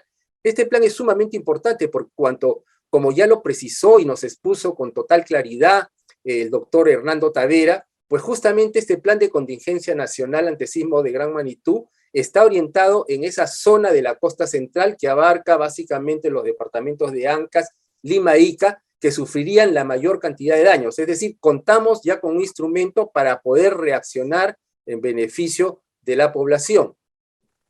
Luego tenemos también que se aprueba el plan de contingencia nacional ante bajas temperaturas. Esto principalmente para poder proteger a la población de la zona altoandina y también contempla lo que viene a ser el friaje que se da en la zona de selva. Luego, para la formulación de los planes de preparación, planes de operaciones de emergencia y planes de rehabilitación, se aprueban los respectivos lineamientos que nos dicen cómo debemos hacer para su formulación, qué debemos hacer para su aprobación, qué debemos hacer para su difusión y un tema no menos importante, cómo debemos realizar su implementación. Cabe mencionar que estos planes, está bien, se deben de formular a nivel nacional, a nivel sectorial, a nivel regional y a nivel local. Todo ello en beneficio de la población y orientado a poder atenderla a la población cuando se presente una situación de emergencia o desastre. Luego tenemos otros dispositivos, por ejemplo, cuando se presenta una situación de emergencia tenemos que identificar cuáles son los daños producidos para en función de ello poder atender la población. Para ello contamos con el manual de evaluación de daños y análisis de necesidades para poder hacer justamente el monitoreo de los peligros y emitir las alertas oportunas. Tenemos los sistemas de alerta temprana que también se aprobaron con resolución ministerial. Luego tenemos los centros de operaciones de emergencia cuyos lineamientos acaban de ser digamos, actualizados y por ello que ahora contamos con los nuevos lineamientos para la organización y funcionamiento de los centros de operaciones de emergencia, a través de los cuales, repito, las 24 horas del día, los 365 días del año, se viene monitoreando el peligro con el propósito de proporcionar información a las autoridades a fin de que, de ser el caso, se emitan las alertas y o alarmas respectivas. Tenemos en complemento para poder atender a la población en una situación de desastre, la ley 31061 que aprueba la ley de movilización para la defensa nacional y el orden interno. Y en cuanto a la asistencia humanitaria, como ustedes comprenderán, hay momentos en los cuales necesitamos nosotros, por un lado, recibir ayuda humanitaria internacional y por otro lado, proporcionar ayuda a países vecinos. Para ello tenemos ya la respectiva directiva, así como tenemos un protocolo para el manejo de esta ayuda humanitaria a través del Aeropuerto Internacional Jorge Chávez, el protocolo que, por cierto, nos establece aeropuertos alternos en la medida de que, ante el escenario de un sismo de gran magnitud frente a la costa central, el Aeropuerto Internacional podría quedar totalmente inoperativo, y también contamos con una resolución que aprueba los lineamientos para lo que viene a ser el funcionamiento del voluntariado. Como ustedes saben, las capacidades de los gobiernos regionales y locales principalmente requieren de contar con lo que conocemos como los voluntarios. Para ello ya existen unos lineamientos que regulan cómo es su funcionamiento. En el caso específico de lo que es estimación, prevención y reducción del riesgo, tenemos justamente con los lineamientos que nos permiten la implementación de estos procesos. Ya el responsable del CENEPRED nos hizo un comentario respecto a lo que era la formulación de los respectivos planes de prevención y reducción del riesgo de desastres, y también tenemos los lineamientos que regulan la implementación del proceso de reconstrucción. Como ustedes pueden ver, ha habido un gran esfuerzo en el desarrollo del marco normativo, que era algo que era necesario y muchas entidades lo reclamaban, para que ahora tanto los sectores como los gobiernos regionales y los gobiernos locales, llámese municipalidades distritales y provinciales, puedan contar con sus planes respectivos para poder atender a la población en caso de una emergencia y también para prepararse para poder trabajar en la respuesta. Ante este desarrollo del marco normativo que nos ha servido de base, ¿qué cosa es lo que hemos logrado en concreto? Pues ustedes pueden ver a través de los cuadros que voy a presentar, por ejemplo, que a nivel de los gobiernos regionales, todos los gobiernos regionales ya cuentan con sus grupos de trabajo de gestión de riesgo y desastre. Y ustedes dirán, ¿cuál es la importancia? Bueno, la importancia es que justamente los grupos de trabajo de gestión de riesgo y desastres son los que planifican los 7 procesos de la gestión de riesgo y desastres. Es decir, ya existe grupos de trabajos en los gobiernos regionales, en los gobiernos locales, que van a trabajar los procesos. En el caso particular de los gobiernos regionales, todos tienen grupos de trabajo. En el caso de los gobiernos locales, está bien, ya la figura no es tan clara.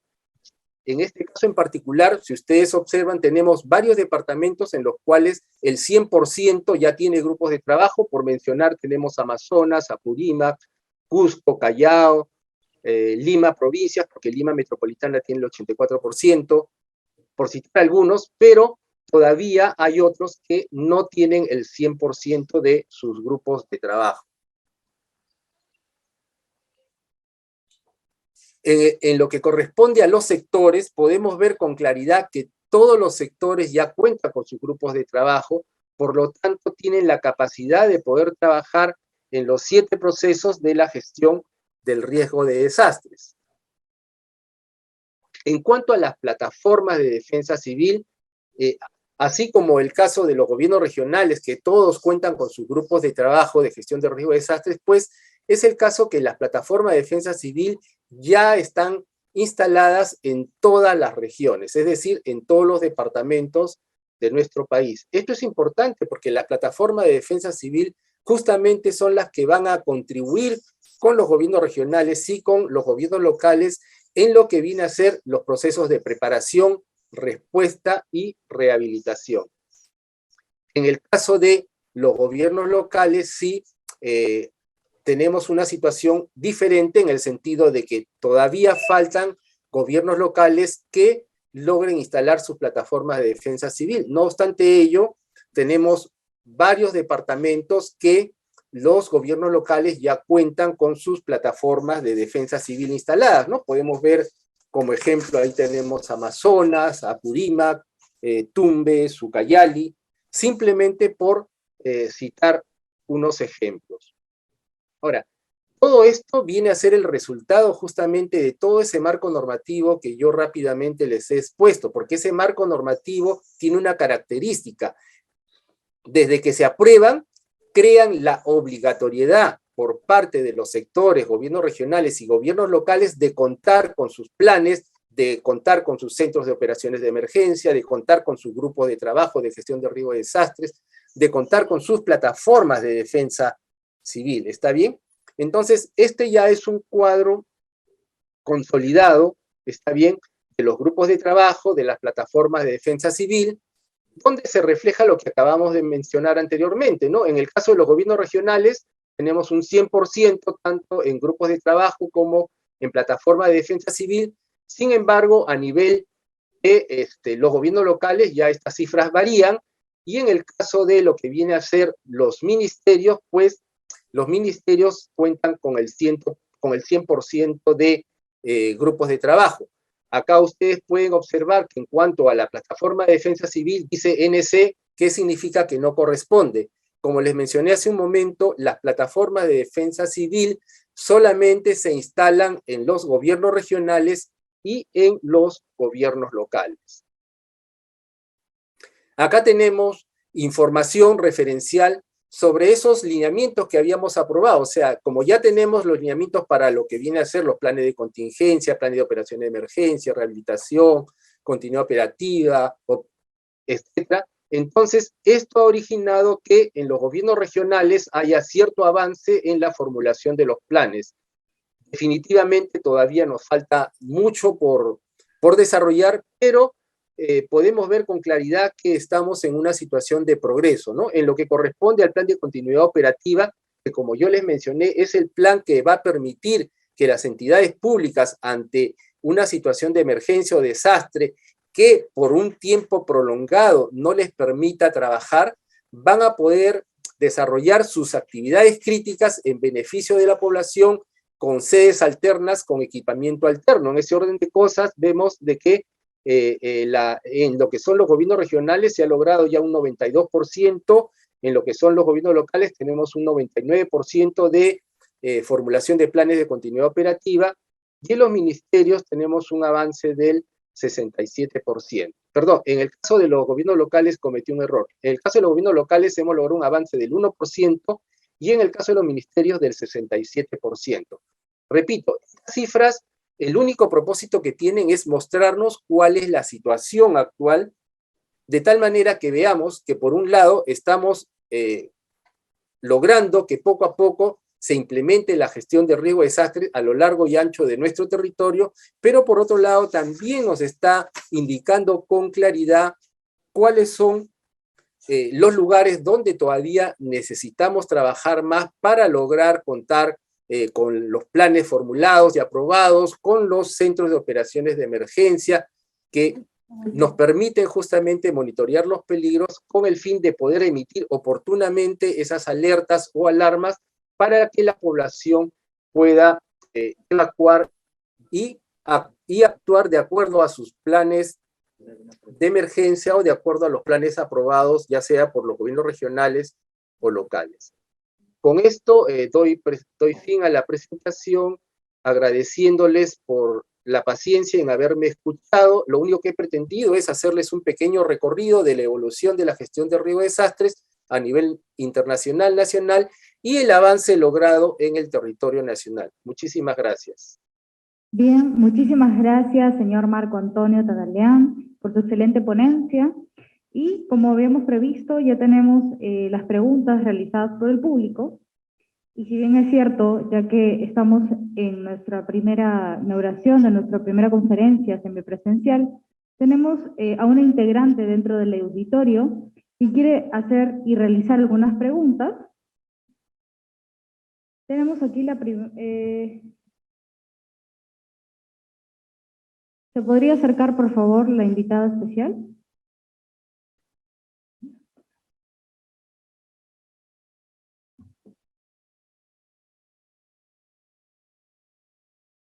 Bien, buenas tardes, bienvenida. Ella le quiere hacer una pregunta. Saber cómo es que se aseguran que estos proyectos de inversión desarrollan evaluaciones de riesgo como los EVAR, ¿no? Para asegurar inversiones. Esa era mi consulta. Bien, gracias. Señor Alfredo Zambrano, por favor, le cedemos el uso de la palabra.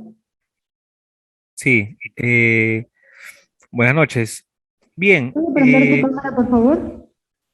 Ok, claro. A ver, un segundo, por favor. Para poder observarla. Bien. Su cámara. ¿Sí? Ahora sí. Bien. Bien. Ok. Bien, gracias por la pregunta. Bueno, el CENEPRED ha desarrollado una metodología para la elaboración de evaluaciones de riesgo, ¿correcto? Y esta debe ser elaborada justamente para una adecuada gestión del territorio, identificar los peligros, analizar vulnerabilidades y zonificar el riesgo. Esta es transversal a los diferentes procesos de gestión y ocupación del territorio. Se vienen empleando para la evaluación en infraestructura educativa, en infraestructura de salud y en proyectos de inversión, ¿sí? El mismo Ministerio de Economía y Finanzas tiene lineamientos donde se incorporan este análisis de riesgo, ¿correcto? Y,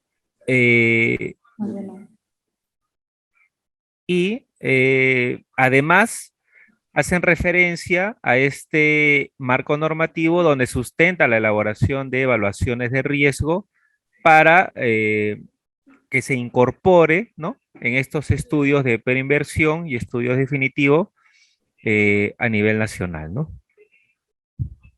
Bien, muchísimas gracias, señor Alfredo. Esa fue la pregunta de nuestra participante dentro del auditorio el día de hoy.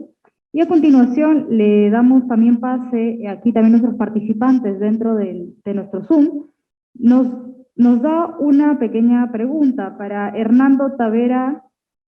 La pregunta es,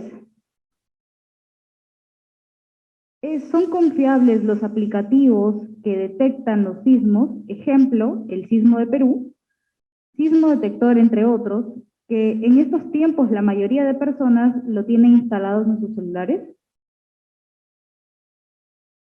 Le pediríamos, por favor, que encienda su cámara al señor Hernando Tavera para poder responder la pregunta.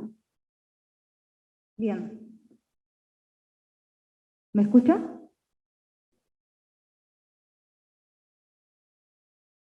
Señor Hernando. Sí, ahora sí la escucho, es que no me permitían usar el micrófono. Bueno, mire, en realidad en este momento los países que tienen sistemas de alerta temprana eficientes son México y también el país de China. Sistemas que han sido evaluados durante los últimos 30 años, podríamos decir, y de ese resultado de evaluación, seguimiento y puesta en prueba es que el IGP, con el apoyo del Estado, está sacando adelante este proyecto que denominamos SASPE. Pero también no podemos evitar, ¿no?, de que aparezcan aplicativos, ¿no?, con diferente denominación, ¿no?, que obviamente ponen a disposición de los usuarios la información que ellos pueden proveer. pero ningún sistema predice la ocurrencia de sismos. Los sistemas simplemente alertan el momento en el cual las ondas sísmicas van a llegar a un determinado punto, ¿no? En el caso de Sismos Perú, por parte del IGP, es un sistema informativo, es decir, ocurre el sismo y proporciona los parámetros del sismo.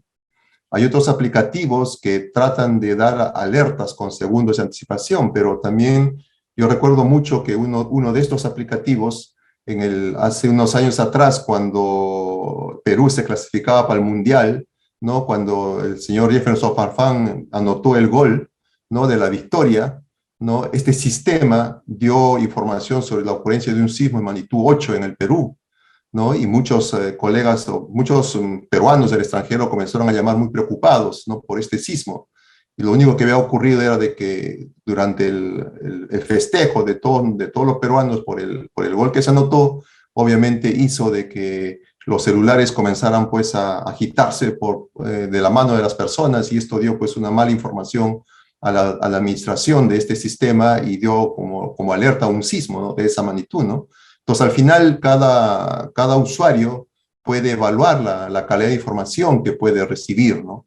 Pero repito, la información que como Estado se va a sacar con la responsabilidad debida es lo que corresponde al sistema SASPE, y en primera instancia esto va a funcionar con bocinas que se van a encender en las áreas urbanas, igual como ha ocurrido últimamente en la Ciudad de México. Una siguiente etapa ya es usar los celulares y probablemente hagamos uso del sistema Sismate, que en este momento está en prueba. Bien, muchísimas gracias, señor Hernando Tavera, por su respuesta. Y ahora continuamos también un participante de nuestra plataforma Zoom. Por aquí tenemos, la pregunta va dirigida a la señora Grinia Jesús Ábalos, y la pregunta es la siguiente: ¿es posible tener los resultados de los diferentes objetivos de la política del Estado, gestión del riesgo de desastres, al próximo femicidio del 2014 al 2021? Adelante, por favor, encienda su cámara. ¿Puede repetir la pregunta? La última parte no la entendí bien, gracias. Bien, no se preocupe, la repito.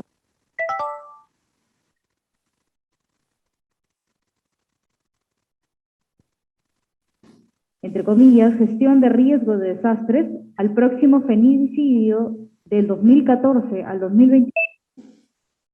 ¿Al próximo qué, perdón? Próximo fenecidio. ¿Fenecidio? La verdad no estoy muy segura de esta pregunta sobre el fenecidio. No es una terminología, digamos, dentro del área de la gestión de riesgos o evaluación de peligros. Sí, no se preocupe. A ver, pasamos a la siguiente pregunta. Nos da Lucio Medina. ¿Sería bueno que CENAMI libere la información histórica sobre precipitaciones para realizar modelamiento hidráulico de flujos frente a las posibles inundaciones? Bien. Una de las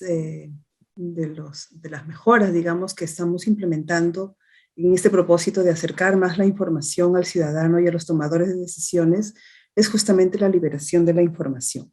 Cuando de pronto empezamos a generar todas estas planillas o formatos para que el ciudadano pueda descargar la información, uno de los grandes problemas que encontramos es que nuestro servidor, a la hora de recibir tantos requerimientos de diferentes partes, no solamente a nivel nacional, sino de cualquier parte del mundo, sobre el acceso a la información, tuvimos un colapso de nuestro servidor de datos.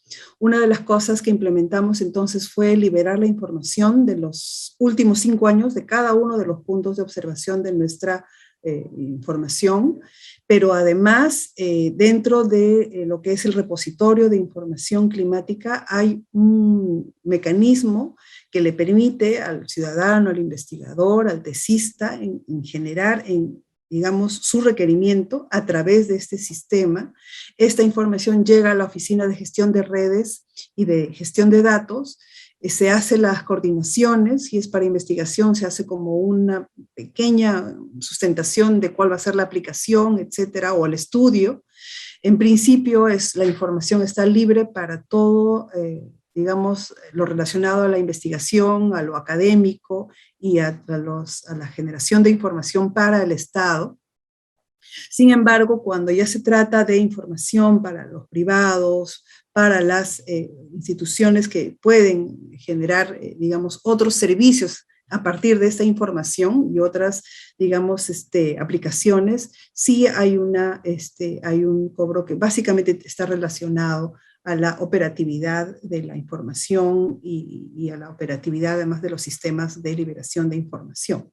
Así que ahora, la información hidrológica, a diferencia de la información meteorológica y climática, sí necesariamente tiene que pasar por un escrupuloso y minucioso control de calidad de información. Entonces, todo ese requerimiento de un usuario que solicita la información hidrológica pasa primero por este minucioso control y luego en este mecanismo de formato online se hacen las coordinaciones para el acceso a esta información, ¿no?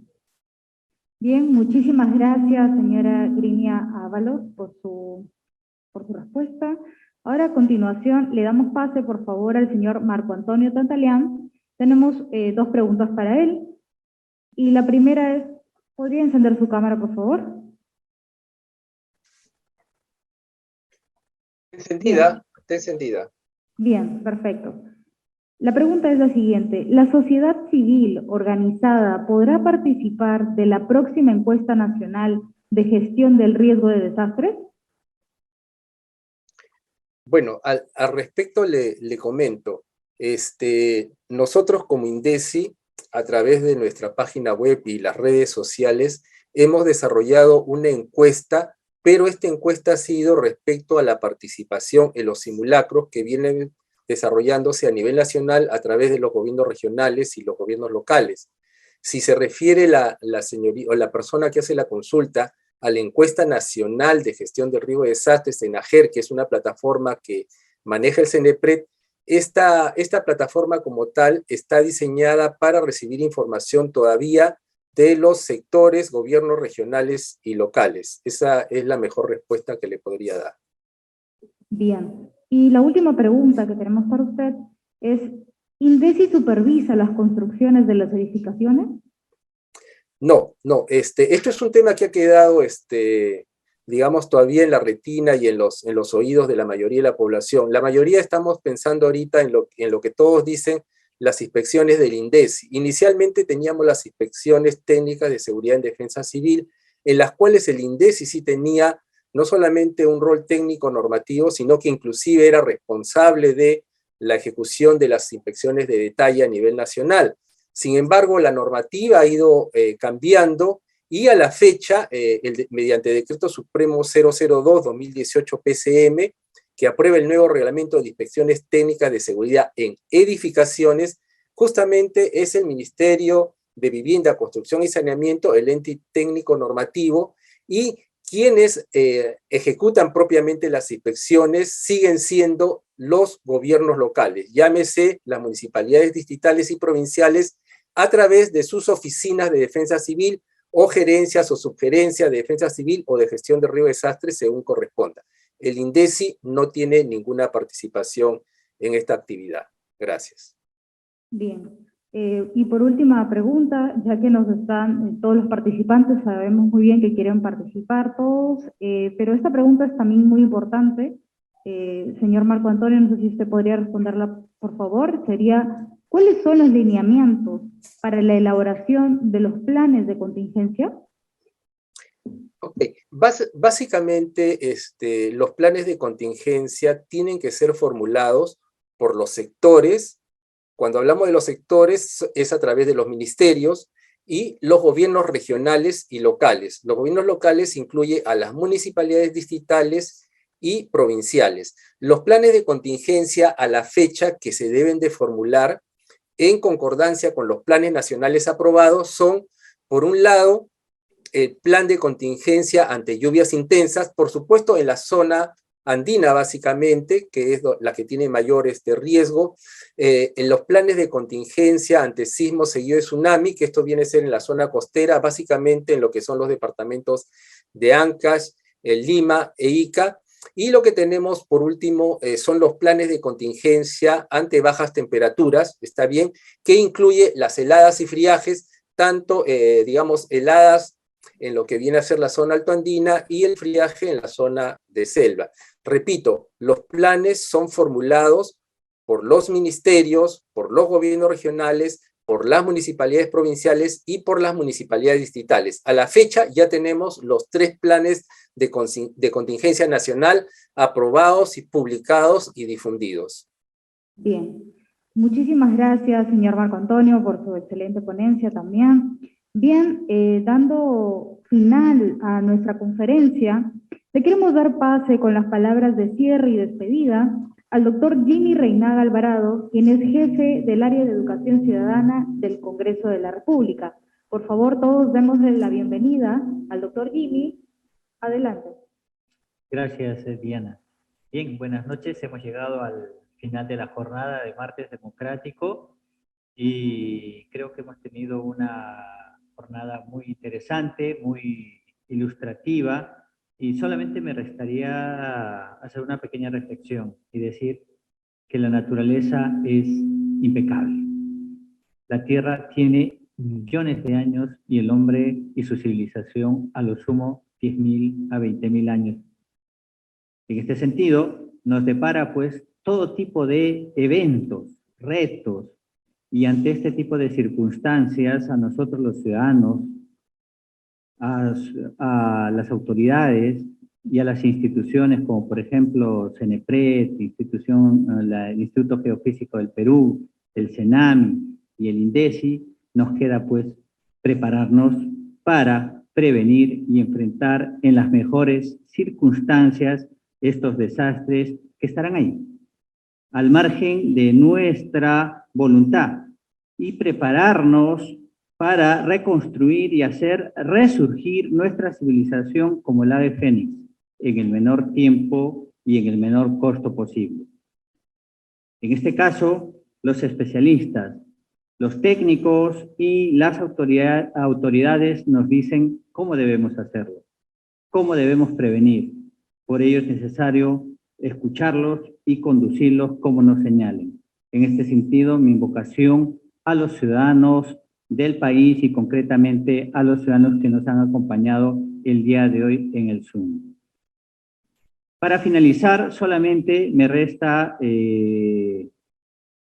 a nombre de la primera vicepresidenta del Congreso de la República, la doctora Lady Camones Soriano, el doctor Jorge González Oré, jefe de la Oficina de Participación Ciudadana, y el mío propio, Jimmy Reinaga, jefe del área de Educación Ciudadana, darle las gracias a cada uno de ustedes por acompañarnos el día de hoy en esta jornada, y en específico a nuestros expositores de gran nivel, de gran talla, por su gran conocimiento y por su gran disposición de compartir con nosotros los ciudadanos su experiencia, su expertise y su conocimiento para el tratamiento de este tema.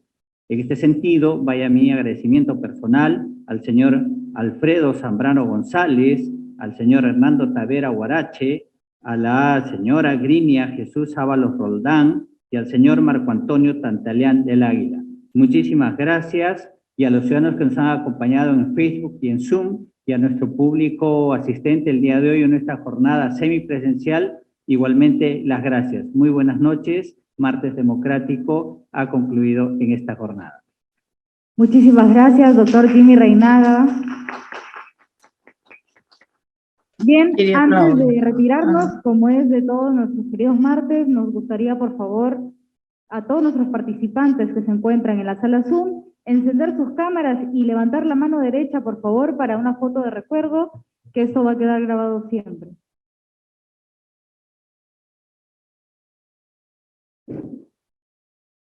Levantemos la mano, por favor, con la mano derecha. Bien, ahí los estamos viendo todos, aquí en el auditorio.